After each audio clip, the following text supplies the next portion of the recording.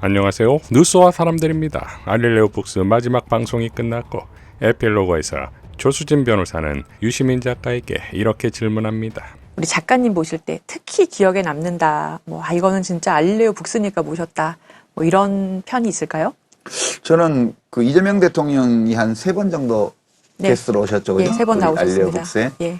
네, 그 중에 제가 기억나는 게 윤은길 선생의 9켤레의 구두로 남은 산에. 그게 이제 성남. 예, 성남에서의. 광주 대단지 시절이죠. 네. 그때 있었던 폭동 사건 이런 것들을 다룬 소설이었고, 그게 이재명 대통령의 어떤 성장 서사와 관련해서 되게 의미 있는 책이었다고 저는 그 방송도 의미 있는 방송이었다고 생각하고요.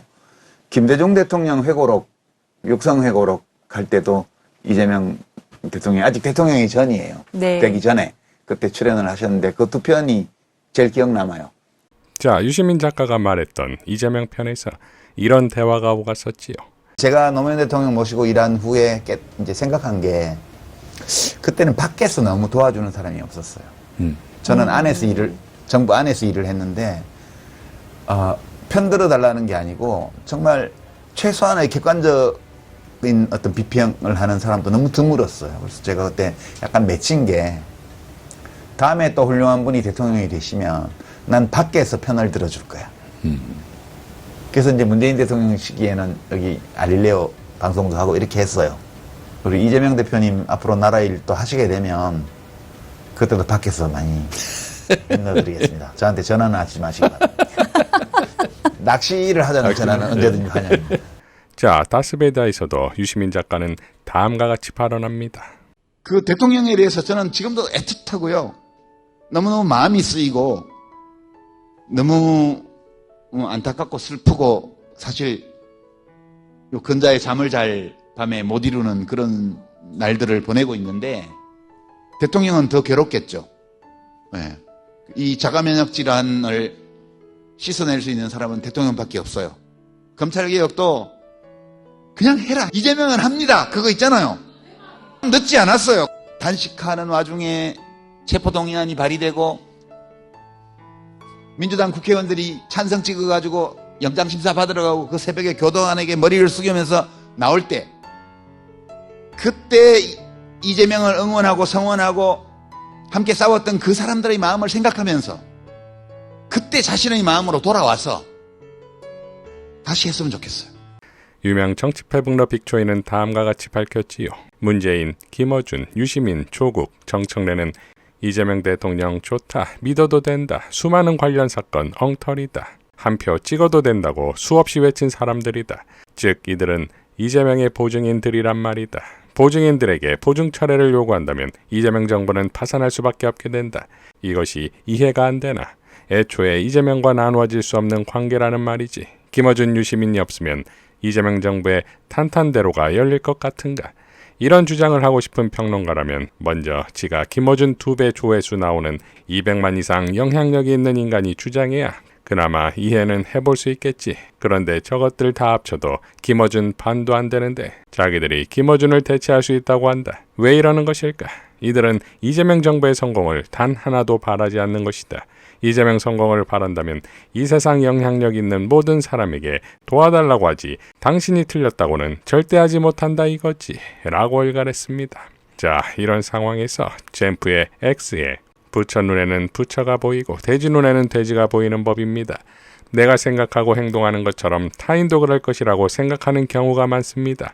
라는 글이 올라가는데 이것이 유시민을 향한 것이다. 아니다. 호남 반도체 유치를 반대하는 국힘을 향한 것이다라며 논란은 폭주합니다. 이에 대해 강유정 수석 대변인은 다음과 같이 밝혔지요. 알립니다. 일부 언론의 보도에 대해 사실을 알립니다.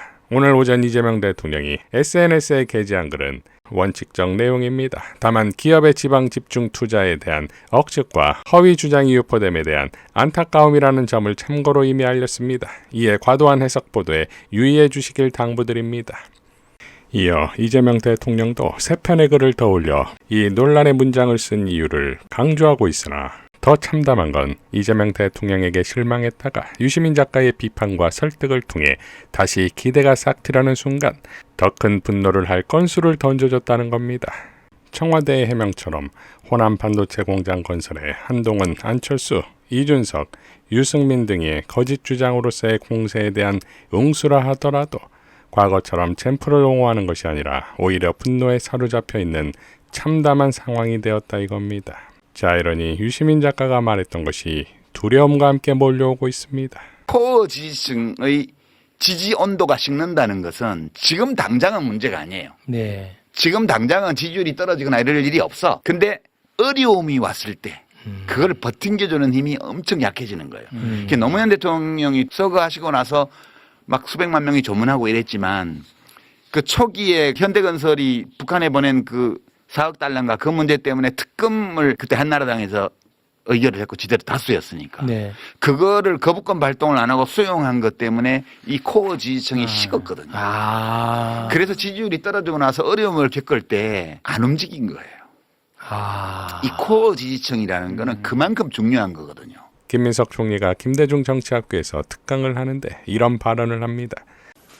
근데 저는 지금 김대중 대통령이 놓은 그 역사적 초석 위에서 그 역사적 초석과 뿌리를 김대중, 노무현, 문재인을 거쳐서 이재명 대통령까지 이어졌는데 감히 말씀드리건대 저는 지금 이재명 대통령이 가장 정확하게, 가장 치열하게 그 노선을 실현하고 계승해 가고 있다고 믿습니다.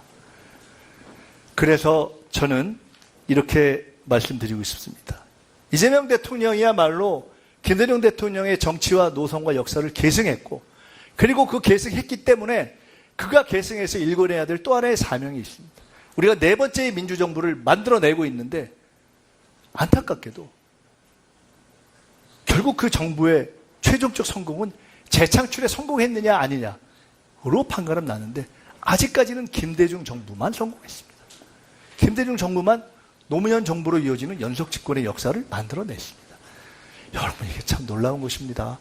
아무리 열심히 노력해서 남북관계를 개선해도 아무리 열심히 해서 복지국가를 만들어내도 아무리 열심히 해서 어쩌면 우리가 오늘 검찰개혁을 이루어내도 보수 세력이 정부가 바뀌어서 다 하루아침에 물거품으로 만들어버리면 끝나는 것입니다.